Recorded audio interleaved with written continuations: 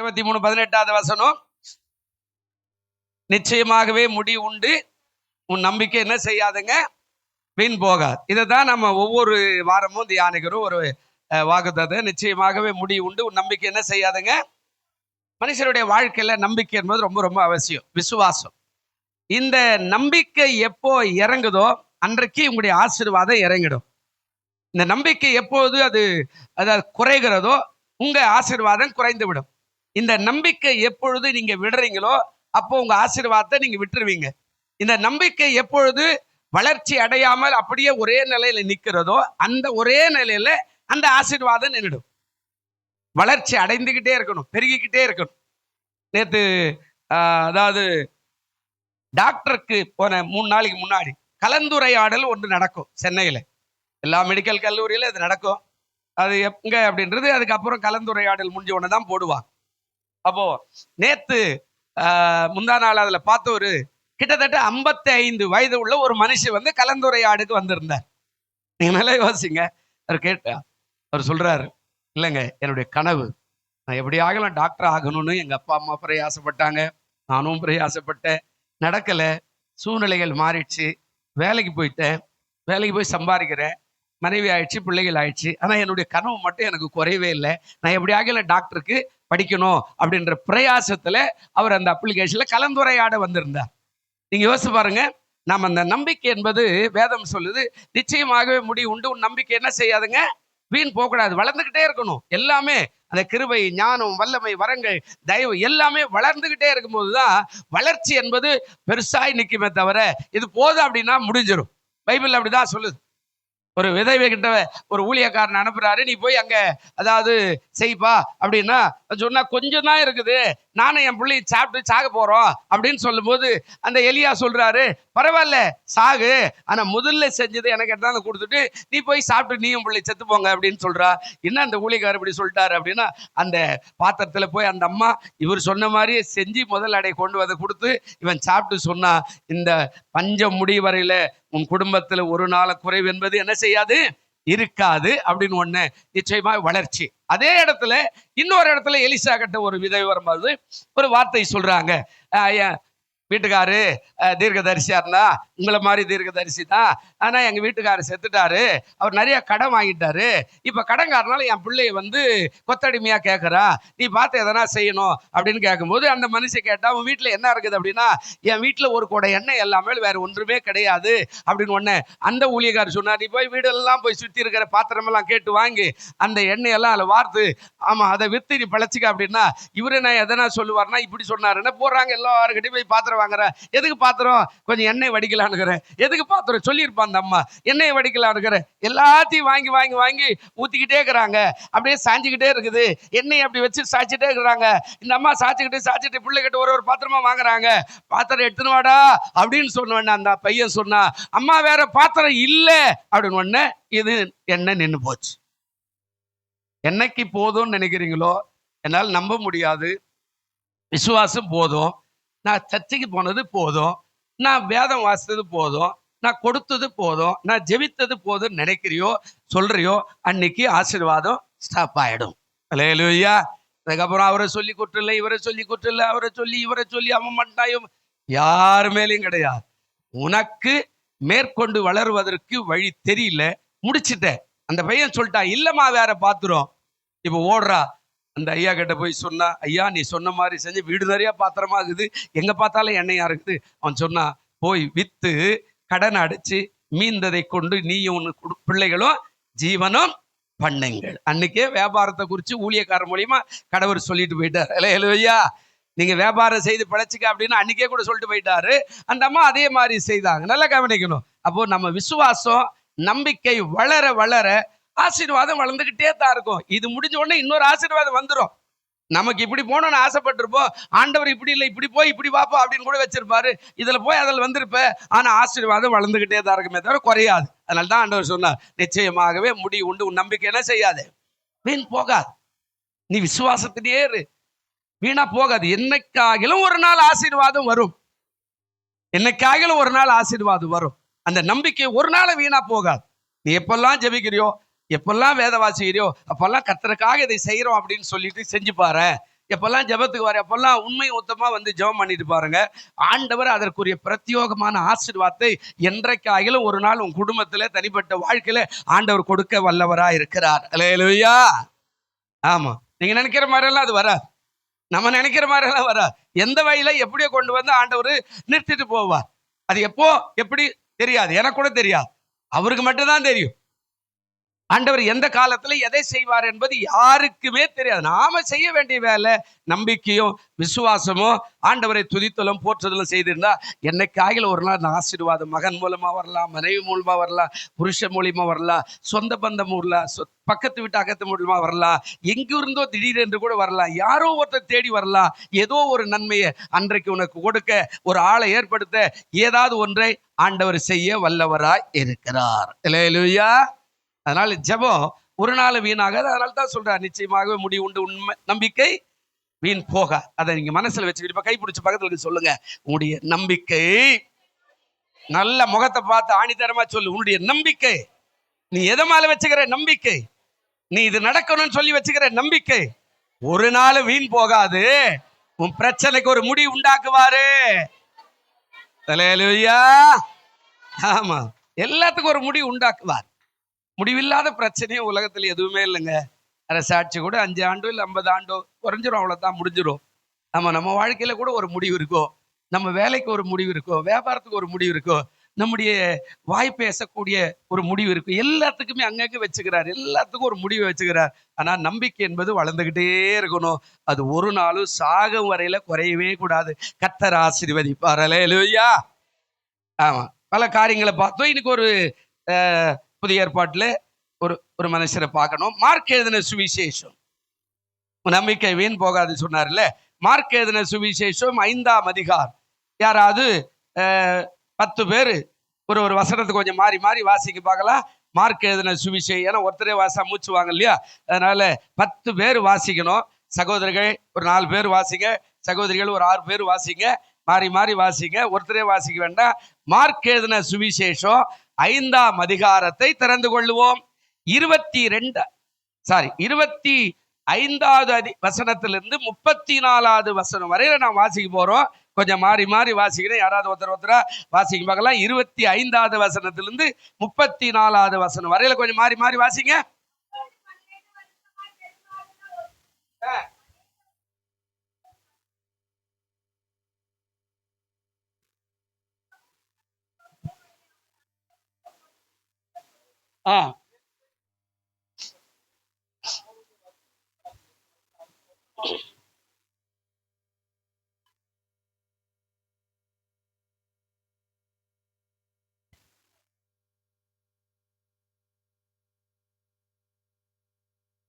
வாசிங்க.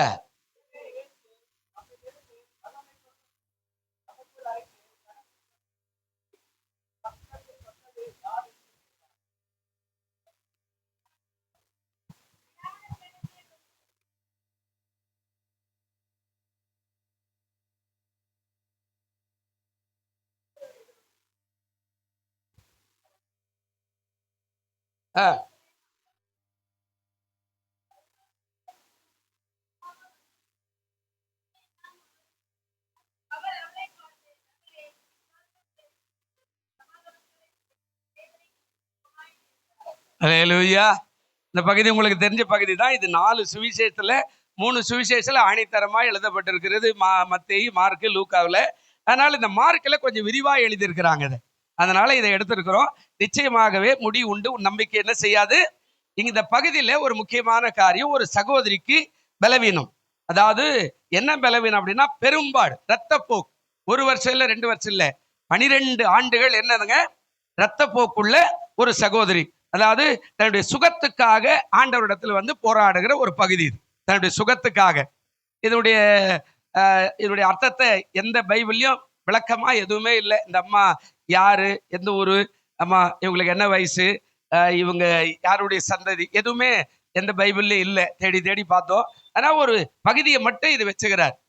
12 ஆண்டுகள் பெரும்பாடு உள்ள ஒரு சகோதரி என்று சொல்லப்படுகிற அந்த இரத்தப்போக்கு நிற்க வேண்டும் என்று போராடுகிற ஒரு பகுதி. இதுல ஒரு 6 காரியம் அந்த அம்மா செய்த காரியத்தையும், ஒரு 3 காரியம் இயேசுநாதர் செய்த காரியத்தை நான் உங்களுக்கு சொல்லிடுறேன். நம்ம விசுவாசம் வளருவதற்கு இது பிரயோஜனமா இருக்கும். எப்படி சுகமானார் அப்படின்னு வாசித்தோம். இதுல முதல் காரியம் ஆண்டவர் சொல்றார். அதாவது 5:26 கொஞ்சம் வாசிங்க. என்ன சொல்றாரு பாருங்க.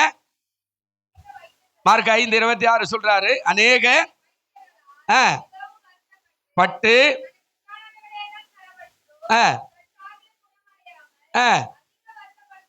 இதுல 2 வருத்தத்தை சொன்னார்.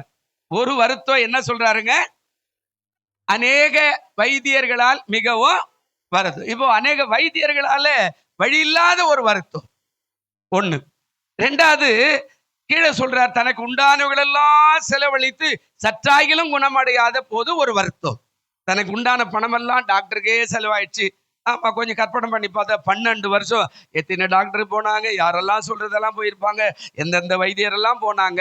ஆனா அவங்களுக்கு குணமடையில. அந்த வருத்தத்தை இந்த இடத்துல ஆண்டவர் வெளிப்படுத்துறார். வருத்தம் அப்படின்னா ஆண்டவராலையும் வருத்தம் இல்லை. ஒருவேளை அவளுக்கு கூட அந்த வருத்தம் எப்படி இருக்குதுன்னா, என் பணமெல்லாம் செலவாச்சு எனக்கு சுகமாகல அப்படின்ற ஒரு வருத்தம். அங்க 2 வருத்தத்தை குறித்து சொல்றார். அநேக வைத்தியர்களால் வருத்தம், அடுத்து சற்றாகிலும் குணமாகலே அப்படின்ற ஒரு வருத்தம். இந்த 2 வருத்தமும் அங்க சொல்லப்படுது. அப்ப என்ன அர்த்தம் அப்படின்னா, போன வைத்தியர்கள் சரியா இருந்தாங்களா இல்லையான்றதுதான் மிக முக்கியமான காரியம். பைபிளுக்கு என்ன சொல்லுது பாருங்க, வாசி பாருங்களேன். யோபு 13 கொஞ்சம் வாசி பாருங்க. யோபு 13 ஒரு வைத்தியர் குறித்து சொல்றார். வாசிங்க. யோபு 13:6 என்ன சொல்றாரு பாருங்க.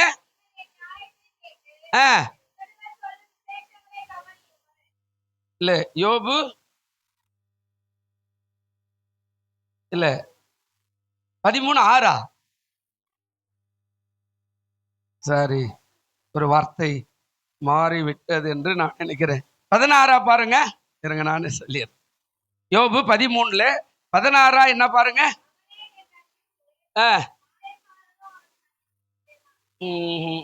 அதாவது அதுல என்ன சொல்லுது அப்படின்னா, அந்த வசனம் கொஞ்சம் மாறிடுச்சு. ஒருவேளை ரொம்ப நேரமா யோசித்து மாத்தி ஆயிட்டுனா என்னன்னு எனக்கு சரியா தெரியல. நானே சொல்லிடுறேன் இருங்க. 16 அதாவது 13 அவர் சொல்றாரு,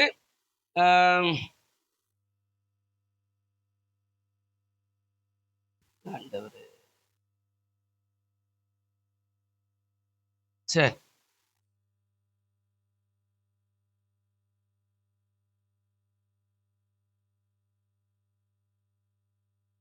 4வது வசனம் வாசி.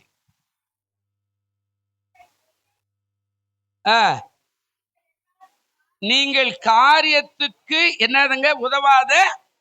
இப்ப அந்த வைத்தியருக்கு பேர் என்ன வச்சாருங்க, அதாவது நீங்கள் பொய்யை பிணைக்கிறவர்கள், நீங்கள் எல்லாரும் காரியத்துக்கு உதவாத.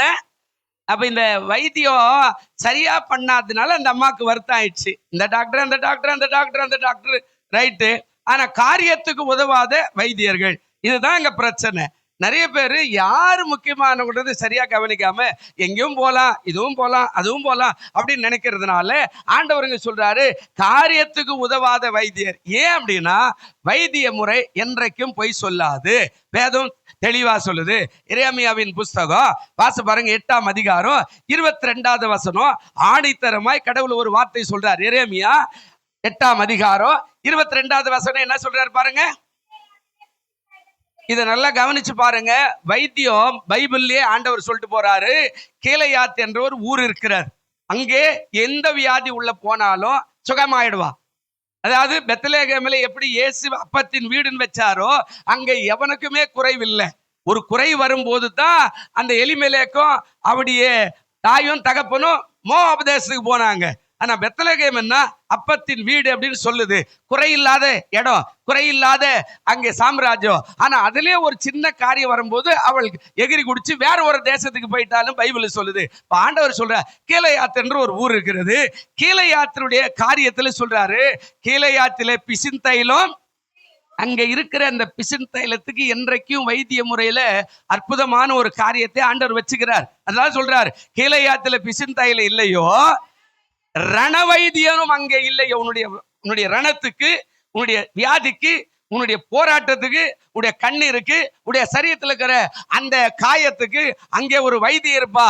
அந்த வைத்தியன் அங்கே இல்லையோ, பின்ன ஏன் என் ஜனமாகிய குமாரத்தி என்ன ஆயிட்டல, சொஸ்தமாகல. அப்படின்னா என்ன, கீலேயாத் என்ற ஊர்ல அப்படின்னா ஆண்டவராகிய இயேசு கிறிஸ்து. அல்லேலூயா. அந்த ரண வைத்தியன் வேற யாரும் இல்ல, ஆண்டவராகிய இயேசு கிறிஸ்து. இப்ப அங்க போறவன் சுகமாகணும்னா கீலேயாத்தின் பிசின் தைல இல்லையோ, அந்த இடத்துல தீந்து போச்சா, அந்த அந்த மருந்து தீந்து போச்சா, ரண வைத்தியன் அங்க இல்லாம போயிட்டானா, அப்ப என்ன நடக்கிறது? அதை சொல்லிட்டு தான் சொல்றாரு, பின்ன ஏன் என் ஜனமாகிய குமாரத்தி சொஸ்தமாகாமல் போனான். அப்போ நீங்களும் நானும் ஏன் சொஸ்தமாகல? அந்த ரண வைத்தியனை தேடி போகல. அதுதான் மிக முக்கியமானது. இந்த அம்மா இது வரைக்கும் தேடல. இந்த அம்மா யார் யாரையோ தேடுறாங்க. அவங்க சொல்றாங்க, இவங்க சொல்றாங்க, அவங்க சொல்றாங்க, அதனால நான் சுகமாயிடுவேன். அந்த டாக்டர் கிட்ட 500 ரூபாய் பீஸ், அங்க போனா சுகமாயிடுவேன். அந்த டாக்டர் கிட்ட 1000 ரூபாய் பீஸ், அங்க போனா சுகம். இது எல்லாம் கரெக்ட் தான். ஆனா காரியத்துக்கு உதவாத வைத்தியர்கள் இடத்துல போய் போய் இந்த அம்மா எல்லாத்தையும் இழந்து போயிட்டாங்க. தான் கேட்கிறார். கீலேயாத் என்ற ஊர் இருக்குது. இந்த சப்ஜெக்ட் நீ வீட்டுல போய் வாசிக்கணும். அந்த எரேமியா 8ஆம் அதிகாரம் முழுவதும் அங்க சொல்லுவார் எல்லா காரியத்தையும். அந்த ஊர்ல பிசின் தைலம் மிக விலையேற பெற்றதல்லவா, அதை சாப்பிட்டாலோ அதை தடவுனாலோ எப்பேற்பட்ட வியாதி சுகமாயிடுமே. அப்போ நீ போனியா போலையா? அவர் கேட்கிறார். அங்கே இல்லையோ, பின்ன ஏன் என் ஜனமாகிய குமாரத்தி சொஸ்தமடையாமல்? அது கீழே கொஞ்சம் வாசிக்கல, இருக்குதா? இல்ல சரி, மேல வாசிங்க, மேல உள்ள வசனம் வாசிங்க. அதே 22, 21 வசனம் வாசிங்க. என்ன சொல்றாரு? என் ஜனமாகிய குமாரத்தின் காயங்களால் நானே என்ன பண்ணிக்கிறேன்? காயப்பட்டேன், கருகரித்து இருக்கிறேன். திகைப்பு என்ன செய்தா? என்னங்க கடவுளே இதுதானே சொல்றாரு, என்னுடைய ஜனமாகிய குமாரத்தி காயங்களால் நானும் என்ன ஆயிருக்கிறேன். ஆண்டவர் சொன்னாரு. நல்ல கவனிங்க. இயேசுவை நீங்க எப்படி பாக்குறீங்க? எப்படி பாக்குறீங்க தம்பி? எப்படி பாக்குறீங்க இயேசுவை? நீங்க எப்படி எல்லா 4 பேர் தெய்வம் மாதிரி, அந்த தெய்வம் மாதிரி அதை இதை வேலாயுதம் வச்சுக்குது. அதே மாதிரி எங்க ஆண்டவர் ஒரு ஆட்டுக்குட்டி கையில வச்சுக்கிறாரு, ஒரு கோலை வச்சுக்கிறார். இல்லைங்க, இவர் கேட்கிறார், என் ஜனமாகிய குமாரத்தின் காயங்களால் நான் என்ன பண்ணிக்கிறேன்? பேதுரு கிட்ட ஒரு வார்த்தை சொன்னார். வரி கேட்கறாங்களா? கேட்கறாங்க. ஆண்டவரே, யார் வரி கட்டலாம்? உலகத்துல பிறந்த எல்லாரும் வரி கட்டலாம். அப்போ நான் வரி கட்டலாமா? நீங்க கடவுள் ஆண்டவரே, நீங்க ஏன் கட்டணும்? இல்ல, நீ போய் தூண்டில போடு, ஒரு மீனை எடு, வாய் என்ன செய், வேற அதுல என்ன இருக்கும்? ஒரு வெள்ளி பணம் இருக்கும், அதை எடுத்து எனக்கு மட்டும் கட்டுனா சொன்னார். என்ன சொன்னார்? எனக்கும் என்னோடு இருக்கிற எனக்கும் உனக்கு சேர்த்து என்ன செய். அப்ப ஆண்டவர் நம்ம மேல அன்பு உள்ளவர் தானே? அல்லேலூயா. நம்ம மேல அன்பு உள்ளவர் தானேங்க.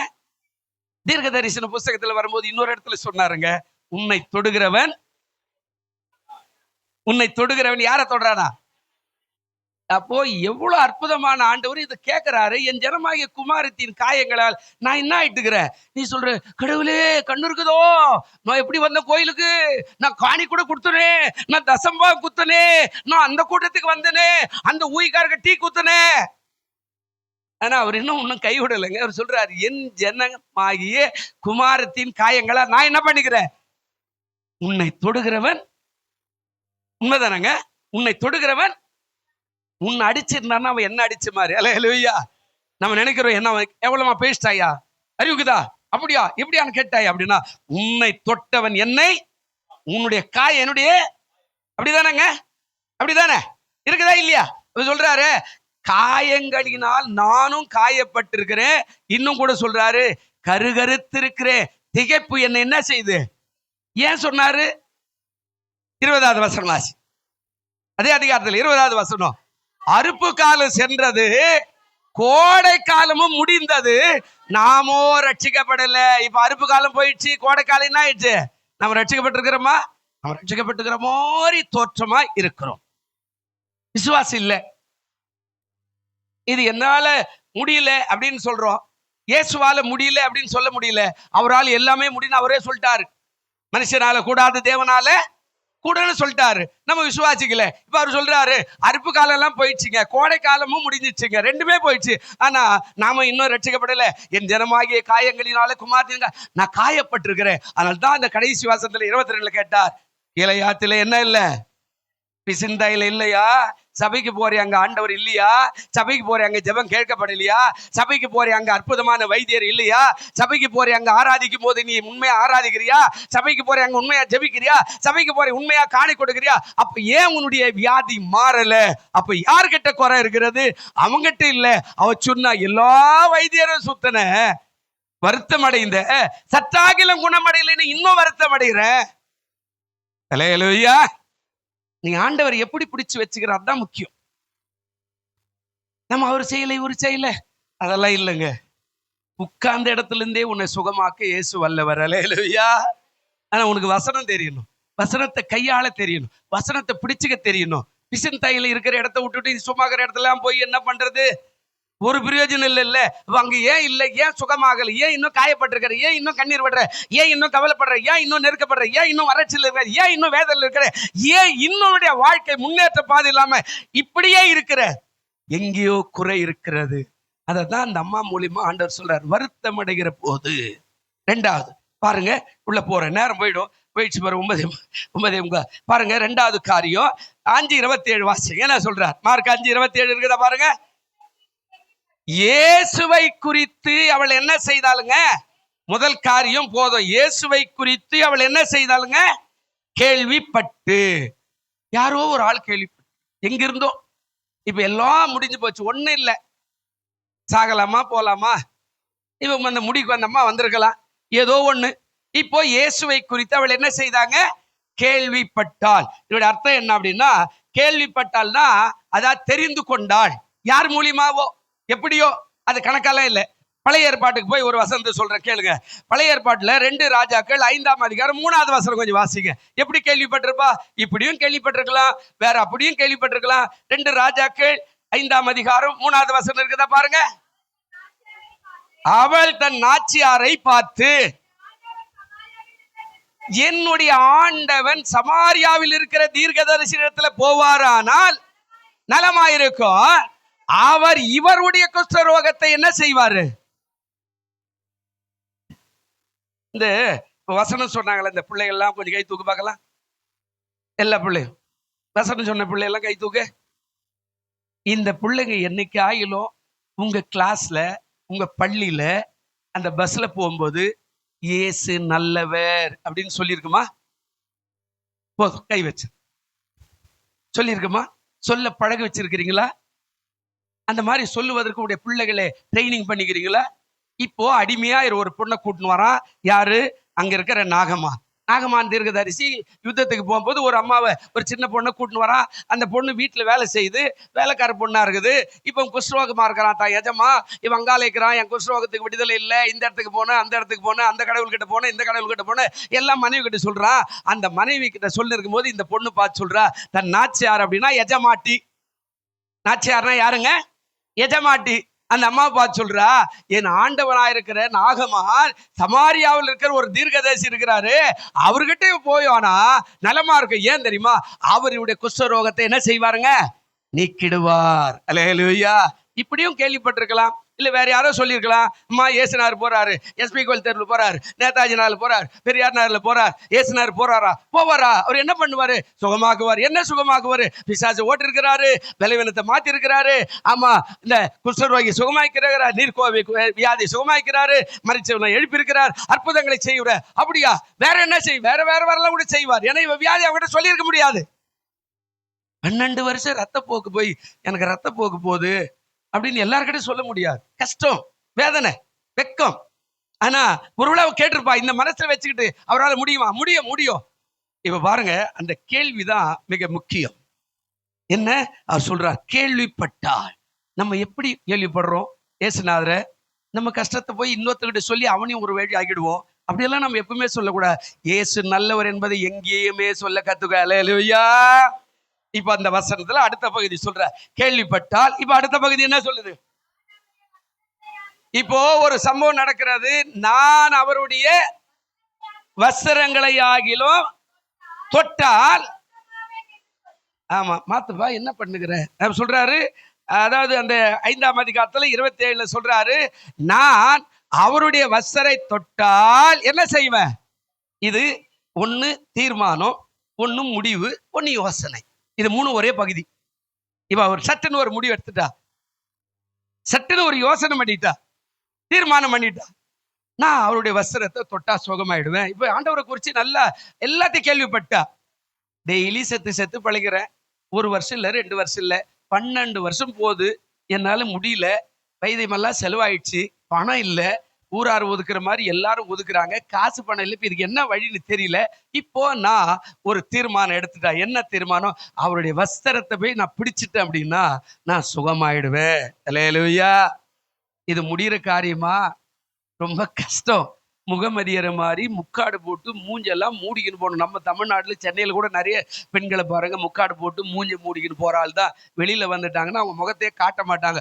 அப்படிப்பட்ட ஒரு தேசத்துல, ஆண்கள் தான் ராஜ்யம் பண்ணுகிற தேசத்துல, மத போதகர்கள் அவர் பின்னாடியே நடக்கிற தேசத்துல, எல்லா ஆண்களும் அவர் வருகிறார் ஓசன்னா ஓசனா என்று ஆர்ப்பரித்து போகிற அந்த தேசத்துல ஒரு தீட்டான பொண்ணு லேவிய ராமத்துக்கு போய் வரணும். அவர் சொல்றாரு, ஒரு தீட்டான ஒரு பொண்ணு, ஒரு பாவியான ஒரு பொண்ணு, ஒரு ரத்த போக்கு உள்ள பொண்ணு ஒரு வழியில போறான்னா எதிர்க்க வர ஆட்கள் அப்படின்னா அவங்க என்ன பண்ணணும்? ஓரமா இறங்கி அந்த வழியில ஓரமா திரும்பி நின்று அவங்க போன பிறகு அதுக்கப்புறம் தான் போகணும். அதுதான் பைபிள்ல பழைய ஏற்பாட்டுல சொல்லுது. அப்ப தீட்டானவள் சொல்லும், நீ ஏமா ஒதுங்கி இருக்கிற? தலைமையில கை வச்சு சொல்லுமா, நான் தீட்டு உள்ளவள்.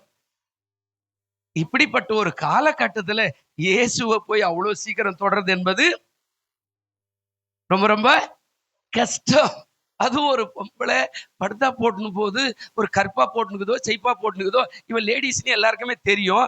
இவ எடுத்த ஒரு தீர்மானம் மிகப்பெரிய காரியம். செயல்முறை என்பது கஷ்டம். ஒருவேளை யோசிச்சிருப்பா, பரவாயில்ல டெய்லி சாகிறேன், இந்த ரத்த போக்கு என்ன ரொம்ப பலவீனமாகுது, என்னால சமாளிக்க முடியல, நான் போய் இன்னைக்கு இயேசுவை தொட்டுறேன், நான் சுகமாயிடுவேன், கட்டாயம் சுகமாயிடுவேன், ஏதாவது ஒன்று நடக்கும். அந்த யோசனையோ அந்த முடிவோ அந்த தீர்மானமோ சட்டுன்னு எடுத்தாங்க பாருங்க.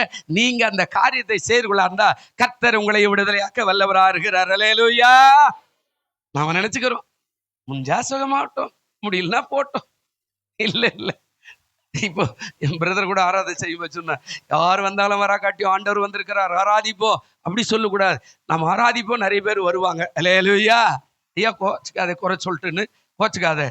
சொல்றாரு, நான் ஆராதிப்போ சபை நிறையும், நம்ம ஆராதிப்போ மன நிறையும், நம்ம ஆராதிப்போ ஆசீர்வாதம் வரும் அப்படின்ற வார்த்தையே இந்த அம்மா முடிவெடுத்து, நான் கட்டாயம் போறையா, ஒவ்வொரு நாளும் 12 வருஷமா செத்து பிழைக்கிறேன், இன்னைக்கு நான் போய் தொடறேன், இல்லைன்னா அவங்க கல்லால் அடிச்சா கூட பரவாயில்ல அப்படின்னு ஒரு தீர்மானம் எடுத்தாலே, அந்த தீர்மானத்தை நீங்களும் நான் எடுக்கும்போது கீழையாத்தின் பிசின் தைலம் நமக்கு உதவி செய்யும். அல்லேலூயா. ஒரு வசனம் வாசிங்க, என்ன சொல்றாரு பாருங்க. அந்த தீர்மானம் நீதிமொழிகள் 2ஆம் அதிகாரம் 11வது வசனம் இருக்குதா? நீதிமொழிகள் 2:11 இருக்குதா பாருங்க. நல்ல கவனிக்கணும். நல்ல யோசனை உன்னை காப்பாற்றும், புத்தி உன்னை என்ன செய்யுங்க?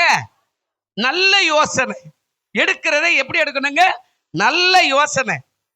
ஆமா, நான் போய் செத்து போறேன், ரைட், நல்ல யோசனை. என்ன ஒருத்தர் கேட்டாங்க, நான் செத்து போலான்னு இருக்கிறேன், அப்படியா, ரைட், அதுவும் பாடு, அதுக்கு நான் என்ன பண்றது? அந்த அம்மா போகிறவங்களா சொல்லிட்டாங்க, சபை விட்டு போகும்போது, என்னங்க செத்து போன்னு சொல்லிட்டாரு. நான் ஏன் செத்து போன்னு சொல்றேன்? அவங்க வீட்டு பிரச்சனை, பிள்ளைகளுடைய பிரச்சனைக்கு சொன்னாங்க, நான் செத்தானா போயிடலான்னுக்கிறேன், எனக்கு ஏன் அந்த பாடுன்னா நான் சொன்னேன், செத்து போ, யாருக்கு லாபம்?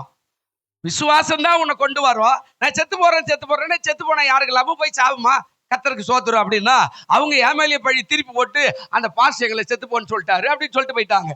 ஊழியக்காரன் யாரும் செத்து போன்னு சொல்ல மாட்டான். ஆனா ஒண்ணு மட்டும் நல்லா புரிஞ்சுக்கணும், வேதம் சொல்லுகிற நல்ல யோசனை உன்னை என்ன செய்யுங்க?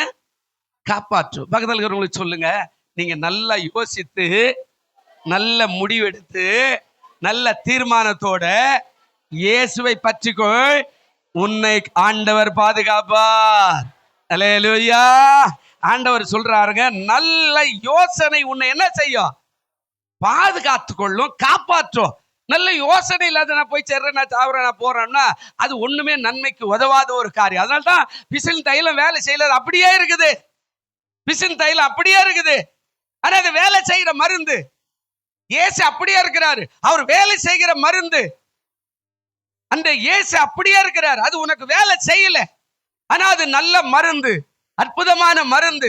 வேதம் சொல்லுகிறவருடைய காயப்பட்ட தழும்புகளினால நீங்கள் என்ன செய்தீர்கள்? ஒண்ணுமே இல்லை. அவருடைய காயப்பட்ட தழும்பு பார்த்த ஆண்டவரே, அந்த தழும்பு என் மூலமாய் வரட்டும், எனக்கு வரட்டும்னு சொல்லி பாருங்க, அற்புதங்களை செய்ய ஆண்டவர் வல்லவர். அல்லேலூயா.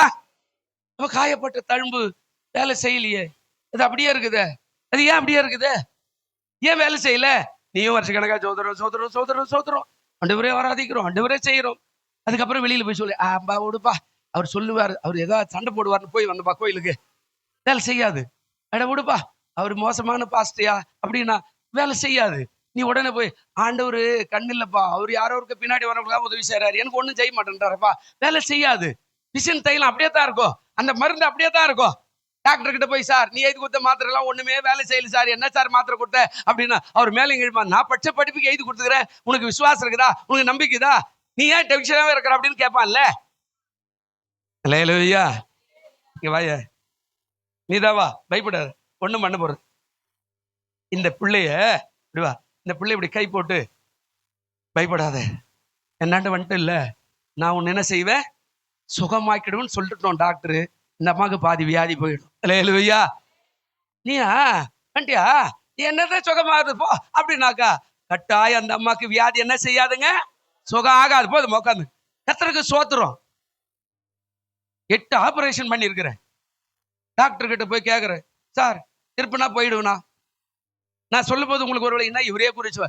ஒரு சிலருக்கு நான் சொல்ற சாட்சி கஷ்டமா இருக்கலாம், ஆனா என் சாட்சி இன்னொருக்கு ஒரு சிலருக்கு நல்லது.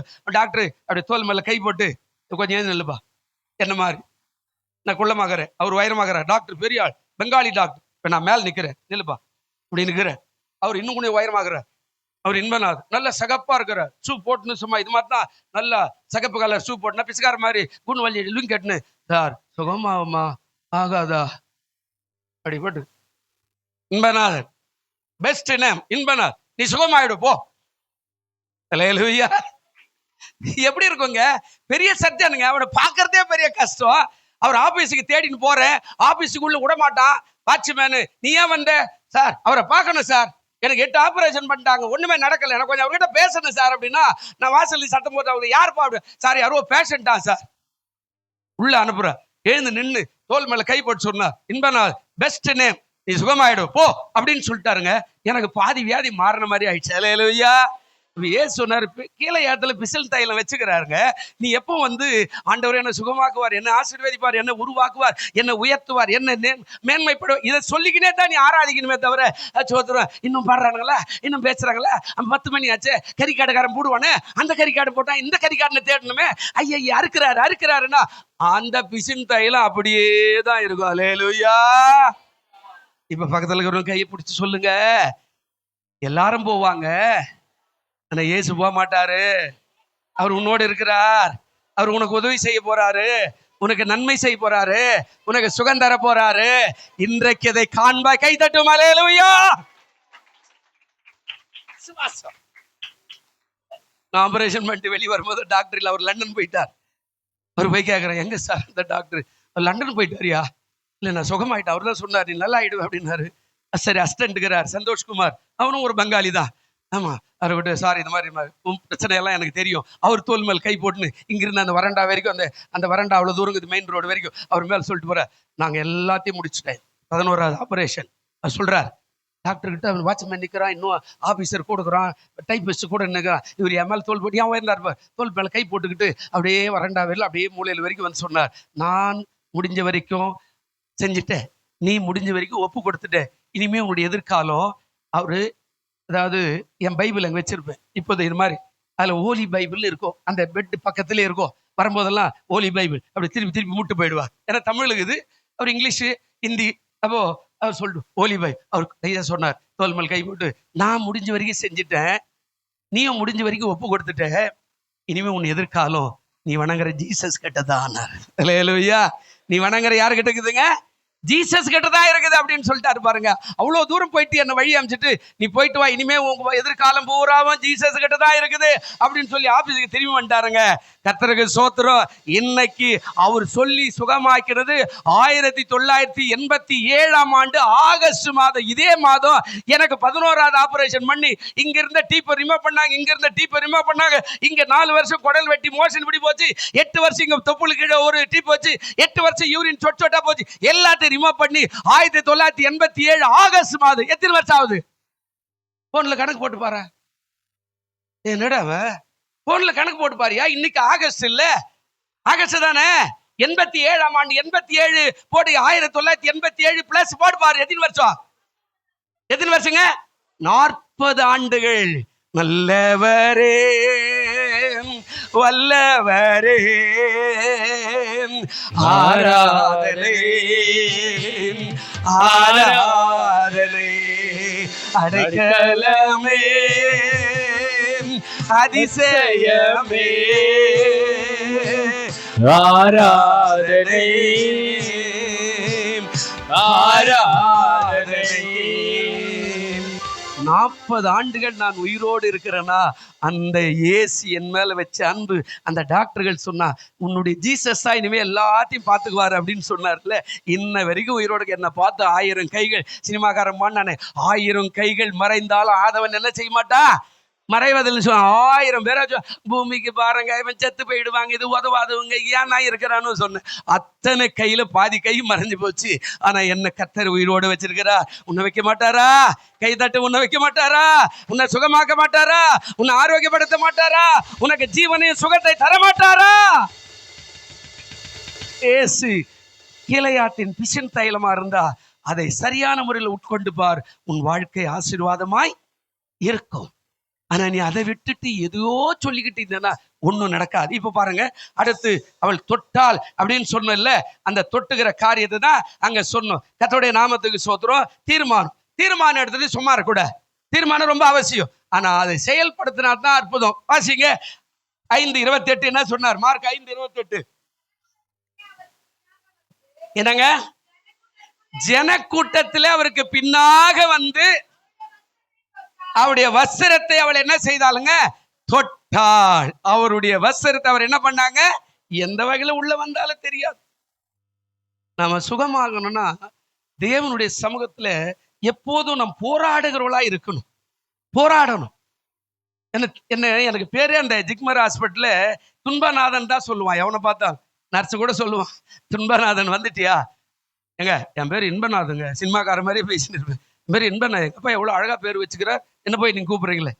இல்லடா எப்ப பார்த்தாலும் வருஷ கணக்கா வந்துருக்கிறேன், 8 வருஷமா வர, எப்படா உனக்கு சுகமாயிடுவேங்க, நான் இங்கே சுகமாயிடுவேன் அப்படின்னு சொல்லும்போது இங்க சொல்றாரு, எடுத்த தீர்மானத்தை சரியாய் கடைபிடிச்சனாதான் உனக்கு ஆசீர்வாதம். அல்லேலூயா. நீ எடுத்த தீர்மானத்தை சரியா கடைபிடிக்கலாம், உனக்கு என்னது வராது? ஆசீர்வாதம் வராதுங்க.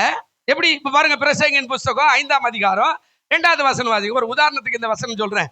ஒரு உதாரணம் என்ன சொல்றார்? பிரசங்கி 5ஆம் அதிகாரம் 2வது வசனம் என்ன பேசுறாரு? சீக்கிரம்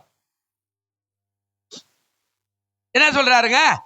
தேவ சமூகத்திலே துணிகரமாய் உன் வாயினாலே பேசாமலும் பணம் பதறி ஒரு வார்த்தையோ சொல்லாமலும் இரு. தேவன் வானத்தில் இருக்கிறார், நீ பூமியில் இருக்கிறாய், ஆதலால் உன் வார்த்தைகள் எப்படி இருக்கணுமா? இப்ப அது கீழே உள்ள வசனம் வாசிக்கப்பா. 3வது வசனம், தொல்லையின் திரட்சினால் சொப்பனம் பிறக்கிறது போல வார்த்தையின் திரட்சினால் மூனுடைய சத்தம் பிறக்கும். 4வது வசனம், நீ தேவனுக்கு ஒரு பொருத்தனை பண்ணி கொண்டால் அதை செலுத்த தாமதியாதே, அவர் மூடரில் பிரியப்படுவதில்லை, நீ நேர்ந்து கொண்டதை என்ன செய். 5வது வசனம், நீ நேர்ந்து கொண்டதை செய்யாமல் போவதை பார்க்கிறோம், நேர்ந்து கொள்ளா நிற்பதே. முடிவு எடுத்துட்டு யோசனை பண்ணிட்டு தீர்மானம் பண்ணிட்டு செய்வதற்கு பிரயாசப்பட்டேன்னா அறுவடை உன் கரத்துல. அல்லேலூயா. ஆனா நான் எடுத்துட்டேன், நான் எங்க போவேன், நான் எடுத்துட்டேன், நான் என்ன பண்ணுவேன், நான் கொடுப்பேன், நான் முடியுமா, ஆகிற கதியாதா, இதெல்லாம் இல்லை. எடுத்தா எடுக்கணும். அந்த டாக்டருங்க ஏன் அந்த கதையை சொன்னேன், அவங்க வரும்போதெல்லாம் அப்படி தட்டி, 5 ஆபரேஷன் ஆயிடுச்சு இன்பநாதன், முடியுமா அப்படின்னு. சார் நீ எங்க கூப்பிட்டாலும் எப்ப கூப்பிட்டாலும் வரேன் சார், நான் சுகமாய்த்தான் ஊருக்கு போகணுமே தவிர நான் வியாதியோட போகணும்னு ஆசைப்படல. நீ எத்தனை மாதம் திருப்பி வர சொன்னாலும் வருவேன், போய் வருவேன், நான் சுகமாய்த்தான் ஹாஸ்பிட்டலுக்கு போகணும், அதுதான் என்னுடைய நோக்கம் அப்படின்னா அவங்க தட்டி சொல்லிட்டுப்பா, முடியுமா, 5 ஆபரேஷன் பண்ணிட்டோம், ரத்தம் இல்லையாப்பா, 5 ஆபரேஷன் பண்ணிட்டோம், நரம்பு சரியில்லையாப்பா, 5 ஆபரேஷன் பண்ணிட்டோம், சரியா ஓட்டலையாப்பா, இதையே சொல்லுவாங்க அவங்க. ஆனா அற்புதம் நடக்குது. நீ நேர்ந்து கொண்டதை செய்யாமல் போவதை பார்க்கலாம், நேர்ந்து கொள்ளாமல் இருப்பது. தீர்மானம் எடுத்தா பிரயாசப்படு, அற்புதங்கள் உனக்கு நடக்கும். அல்லேலூயா. ஆனா தீர்மானம் எடுத்துட்டு முடியலன்னா அதை அப்படியே விட்டேன்னா ஆண்டவர் மேல பிரியப்பட மாட்டார சொல்றாரு. 4வது வசனத்துல என்ன சொன்னாரு? மூடரில் அவர் என்ன செய்யறதில்ல, பிரியப்படுவது இல்லை. ஆமா, மூடர்னா மாறி சொல்லுவான். இன்னைக்கு ஒண்ணு பேசுவான், நாளைக்கு ஒண்ணு பேசுவான். அரசியல்வாதி மாதிரின்னு வச்சுக்கோமே. அரசியல்வாதி நேற்று ஒண்ணு சொல்லுவாங்க, இன்னைக்கு ஒண்ணு சொல்லுவான், நாளைக்கு ஒண்ணு சொல்லுவான். சொன்னா தெரியலையே, சொன்னா கொடுக்குறேன்னு சொன்னா அப்படின்ற மாதிரி எல்லாம் பேசக்கூடாது. நாம கடவுள்கிட்ட உண்மையா இருக்கும் போது கர்த்தர் அற்புதங்களை செய்ய அவர் வல்லவராய் இருக்கிறார். அல்லேலூயா. சொல்லுங்க அல்லேலூயா. ஒரு 5 நிமிஷம் இல்ல 10 நிமிஷம் எடுத்துக்கிறேன், கொஞ்சம் அந்த வசனத்தை சொல்லிடுறேன். பாருங்க 5வது காரியம் அற்புதம் நடந்தது. 5:29 வாசிருப்பா, சீக்கிரம் சீக்கிரம் சீக்கிரம். பாருங்க, இங்க அவ எடுத்த தீர்மானத்துல ஒரு நன்மை நடந்தது. என்ன நடக்குது அப்படின்னா, அந்த 29வது வாசல உடனே அவருடைய உதரத்தின் ஊரல் நின்று போயிட்டு அந்த வேதனை நீங்கி ஆரோக்கியம் அடைந்தது. அவள் சரீரத்துல என்ன செய்தா? அவளுக்கு ஒரு உணர்வு இருக்கும்ல, 12 வருஷம் போயிருக்குது. 12 வருஷத்துக்கு அப்புறம் இப்ப இன்னும் மாறுதல் இருக்கு. சட்டுன்னு அந்த சரீரத்துல நடக்கிற அந்த உணர்வு ஆச்சரியமா இருக்குது இல்ல? யோசிச்சு பாருங்க. ஒன்று இப்படியும் மாறும், ஒன்று அப்படியும் மாறும். எனக்கெல்லாம் 8 வருஷம் டீப்புல தான் யூரின் வந்துச்சு. எனக்கு சுகமாக்கி வெளியானும் போது எனக்கு உணர்வே இல்லை. நானும் யோசிக்கிறேன், எப்போ வரும் யூரின், எப்போ வரும். அது யூரின் வந்துட்டே தான் இருக்கும். அந்த உணர்வு வரல. அது வர்றதுக்கு பல வருஷம் ஆச்சு. உங்களை மாதிரி இயற்கையா தூங்கிட்டு இருக்கும் போது திடீர்னு எழுந்து எனக்கு யூரின் வருதுங்க, பாத்ரூம் போகணும் அப்படின்ற உணர்வு வர்றதுக்கு எனக்கு 10 வருஷம் கிட்ட கூட ஆயிடுச்சு. சரியான உணர்வு வராது. ஏதோ திடீர்னு வயிறு உபசமா இருக்கிற மாதிரி போறோம், அவ்வளவுதான். அப்போ இவளுக்கு 12 வருஷம் போய் இருந்தது. திடீர்னு ஒரு அந்த அற்புதம் நடந்த உடனே அவளுக்கு ஒரு உணர்வு, ஆஹா, இயேசு நமக்கு அற்புதங்களை செய்தார். வசனம் இருக்குது. அது என்ன வசனம் அப்படின்னா, அதாவது சங்கீதம் 107:20 நிறைய இருக்குது. சொல்லிடுற வேகமா, முடிஞ்சு போச்சு டைம். சங்கீதம் 107:20 வசனம் வாசி பாருங்க. என்ன சொல்றாருங்க? சங்கீதம் 107:20 வசனம் இல்லையா? அவர் தமது வசனத்தை அனுப்பி அவர்களை குணமாக்குற அழிவுக்கு அவர்களை என்ன செய்யறாரு? தப்புவிக்கிறார். இப்போ தொட்ட உடனே வார்த்தை சொல்லி இருக்கிற வார்த்தை அவருடைய தழும்புகளால குணமான அவருடைய வஸ்திரத்தின் மேல இருக்கிற அந்த அற்புதம் அவர் பிடிச்ச உடனே அப்படியே பின்னாடி வேகமாய் பாய்ந்து அவருடைய சரீரத்துல போய் நின்ன உடனே அவள் உணர்ந்துட்டா, சுகமாயிட்டுன்னு. அற்புதம் நடந்தது. வார்த்தை தான் மிக முக்கியம். அல்லேலூயா. பழைய ஏற்பாட்டுல யாத்திராகமும் 15:26 வீட்டுல போய் வாசிங்கன்னா, நானே உன் பரிகாரியான கர்த்தர், நானே உன் பரிகாரியான, உன் மாறாத வியாதிக்கு கூட நான் தான் உனக்கு பரிகாரி, என்னால எல்லாமே செய்ய முடியும்னு ஆண்டவர் சொல்றாரு. நான் தான் உன் பரிகாரியான கர்த்தர். அவர் தான் எல்லாத்துக்கும் பரிகாரம். கடைசி அவர் தான். டாக்டர் சொல்லுவார், எல்லாம் முடிச்சுட்டு டாக்டர் சொல்லுவார், நாங்கள் முடிஞ்சது வரைக்கும் செஞ்சுட்டேங்க, இனிமேல் மேலே கருவர் தாங்க, கடவுள் தாங்க காப்பாற்றுவார், கடவுள் மேலே பார்த்து போட்டுவானே. அங்கே ஆண்டவர் சொன்னார், நான் தான் உன் பரிகாரியான கர்த்தர். இவ கடைசியா என்ன நடக்கிறது? அவள் சாட்சி சொன்னால், வேகமா போயிடுற, 5:33 வாசிங்க. மார்க் 5:33 என்ன சொன்னாருங்க? பயந்து நடுங்கி அவர் முன்பாக வந்து விழுந்து உண்மையெல்லாம் அவருக்கு என்ன செய்தாருங்க? பார்க்கிற இடமெல்லாம் சொல்லணும், கர்த்தர் என்னை சுகமாக்கினார். அல்லேலூயா. இப்போ அங்க நடந்த சம்பவம் 1 வருத்தம், 2வது கேள்விப்பட்டால், 2வது முடிவெடுத்தால், 3வது தொட்டால், 4வது அற்புதம் பெற்றால், 5வது ஊரெல்லாம் போய் சொன்னா எனக்கு அற்புதங்களை செய்தார். அல்லேலூயா. அப்ப எப்படி நடக்குது? எடுத்த தீர்மானத்தை சரியா பிடிக்கணும். நீங்க அதை பிடிக்கல அப்படின்னா விட்டு விட்டு போனீங்கன்னா, வேதத்துல ஏசாயாவில் எரேமியால எசேக்கியேல சில வசனங்கள்லாம் சொல்லும்போது, எத்தனை நாட்களுக்கு குந்தி குந்தி நடப்பாய்? ஒரு வாரம் சர்ச்சைக்கு வர, 2 வாரம் வரல. எத்தனை நாட்களுக்கு குந்தி குந்தி நடப்பாய்? ஒரு நாளைக்கு பைபிள் வாசிக்கிறேன், இன்னொரு நாளைக்கு வாசிக்கிறேன், எத்தனை நாளைக்கு குந்தி குந்தி நடப்பாய்? அல்லேலூயா. வயசாகிறது பிரச்சனை. தாவீது நடனமாடினான் வேதம் சொல்லுகிறது. பாடும்போது நீங்க எப்படி செய்யணுமாங்க? ஆராதிக்கணும், கையை தட்டி நல்ல உற்சாகமா. தாவீது ராஜாவா இருந்தே நடனமாடினான்னு வேதம் சொல்லுது. அப்ப நீங்களும் நானும் உட்கார்ந்த இடத்துல சோத்திரம் சோத்திரம் சோத்திரம் அப்படியெல்லாம் இல்லை, நல்ல உற்சாகமா இருக்கும்போது ஆவியானவர் உன் மேல வந்துடுவார். 3 காரியம் சொல்லிடுறேன். 1, இயேசுவின் செயல் என்ன? 1, என்னை தொட்டது யார் என்று கேட்டார். முதல் காரியம் என்ன கேட்டாருங்க? வல்லமை பின்னாடி பயிராகுது. வல்லமை பின்னாடி பயிரான உடனே அவர் கேட்கிறாரு, என்னை தொட்டது யார்? நீ அவரை தொட்டேன்னா அவர் உன்னை திருப்பி கேள்வி கேட்பார், என்னை தொட்டியா மகளே, என்னை தொட்டியா மகனே? ஏன்னா என் வல்லமை பின்னாடி பாய்கிறது, என்னை நீ தொட்டியா? அப்ப அந்த தொடு உணர்ச்சி இங்க சொல்றாரு, என்னை தொட்டது யார்? வேதத்துல வசனம் இருக்குது, நேரம் ஆயிடுச்சு நான் சொல்ல. அடுத்தது அவர் சொல்றாரு, அவளை வாழ்த்தினாள். அவளை என்ன செய்தாங்க?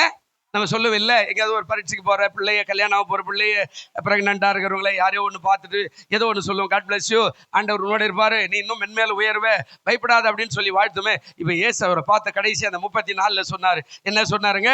அவர் அவளை பார்த்து, மகளே, உன் விசுவாசம் உன்னை என்ன சொன்னாருங்க? வாழ்த்தினா. உன் விசுவாசம் உன்னை என்ன பண்ணுச்சு? வாழ்த்து. யாருன்னா பார்த்தீங்கன்னா கல்யாண வீட்டுக்கு போய் மொய் கையில கொடுத்துட்டு, மகளே நீ கோடா கோடியாய் பெருகுவாயாக, மகனே நீ ஒரு யோசுவா போல, நீ ஒரு மோசை போல, நீ ஒரு யோசபை போல நீ வாழ்வாயாக, ஒரு மார்த்தாளை போல, ஒரு மரியாளை போல நீ வாழ்வாயாக, நீ சொல்லி பாரு, அந்த பொண்ணுக்கு எத்தனை பேர் வந்திருந்தாலும் நீ சொன்ன வார்த்தை அந்த மகளுடைய காதல் எப்போதுமே இருக்கும். நீ பார்த்துட்டு உனக்கு கூட இப்படி ஒரு ஆம்பளை கட்சான்னு பார்த்தா ஆச்சரியப்படுறேன் தெரியுமா அப்படின்னா, அந்த பொண்ணு உன்னை மறக்கவே மாட்டா கட்சி வரைக்கும். இது ஏன் கல்யாணத்துக்கு வச்சு என்ன குறை பேசுறதுக்கு இது ஏன் வந்துச்சு? அவ வேற ஒரு வார்த்தையெல்லாம் நிறைய பேசுவா. அப்படி அல்ல, நீங்க போய் மனதார வாழ்த்துங்க. நீங்க என்ன செய்யுங்க? மனதார வாழ்த்துங்க. மகளே மகனே, நீ கோடா கோடியா என்ன செய்வாயாக, பெருகுவாயின்னு சொல்லுங்க. முதல்ல சாப்பாட்டு கூட போய் சாப்பிட்டு கூட போவாங்க. சோறு காலி ஆயிடுன்னு முதல்ல அங்க போவோம். நம்ம அப்படிதான் நம்ம எல்லாருக்கும். ஆமா, முதல்ல போய் பிரியாணி சாப்பிட்டுடணும். அப்படிதானே? சாப்பிட்டுட்டு மாப்பிள்ளை எங்க போறான், பொண்ணு எங்க போறது, நாளைக்கு நம்ம வீட்டுக்கு தான் வர போறோம், பாத்துக்கலாம். அப்படியெல்லாம் இல்ல. போய் மேடையில் நின்று வாழ்த்து, ஆசீர்வாதமாய் சொல்லு. உன் நாவில ஒரு ஆசீர்வாதத்தை ஆண்டவர் வச்சுக்கிறார். அல்லேலூயா. நீ ஆசீர்வதிக்கிறவன், நீ ஆசீர்வதிக்கிறவன் ஆசீர்வாதமா இருப்ப. நம்மையும் வாழ்த்தணும். எங்க போய் தேடி பிடிச்சி நல்ல அழகான ஒரு மாப்பிள்ளை வச்சுட்டா நம்ம போய் பார்த்தா நம்மள ஒரு மாதிரி கேள்வி, அதெல்லாம் சொல்லாத, வாழ்த்துட்டு வா. ஏசு சொல்ற, மகளே உன் விசுவாசம் உன்னை என்ன செய்தது. அதுல இன்னொரு வார்த்தை சொல்றாரு. அது அந்த வார்த்தையில இன்னொரு வார்த்தை சொல்றாரு. நீ என்ன செய்ய, அந்த வசனத்துல 34 அவர் சொல்றாரு, உன்னை ரட்சித்தது. நீ எப்ப போ, சமாதானமாய் போய் உன் வேதனை நீங்கி. வேதத்துல ஆண்டவர் சொன்னார், அதுக்கான வார்த்தை இப்படி சொல்றாரு, சத்தியத்தை அறிவீர்கள், சத்தியம் உங்களை, குமாரன் உங்களை விடுதலையாக்கினால் மெய்யாகவே இனிமே உனக்கு இந்த வியாதி வராது, நீ போ சுகமாயிரு, கர்த்தர் உன்னை ஆசீர்வதிப்பார். அல்லேலூயா. பக்கத்துல இருக்கிறவங்களை பார்த்து சொல்லுங்க, கேட்ட சத்தியத்தின்படி. எனக்கே சொல்ற மாதிரி இருக்குது இல்ல? பக்கத்துல பார்த்து சொல்லு, நீ கேட்ட சத்தியத்தின்படி நீ வாழ்த்து, நீ வாழ்வாங்கு வாழ்ந்திருப்ப, கர்த்தர் உன்னை ஆசீர்வதிப்பார். கரங்களை தட்டுவோம். நல்ல பிதாவே, இந்த செய்தியை கேட்டுக்கொண்டிருக்கிற பார்த்து கொண்டிருக்கிற எல்லாரையும் ஆசீர்வதி, கிருபையினால மூடும், பரிசுத்தப்படுத்தும். இயேசுவின் நாமத்தில் வேண்டிக் கொள்ளுகிறோம் நல்ல பிதாவே. எழுந்திருக்கலாம்.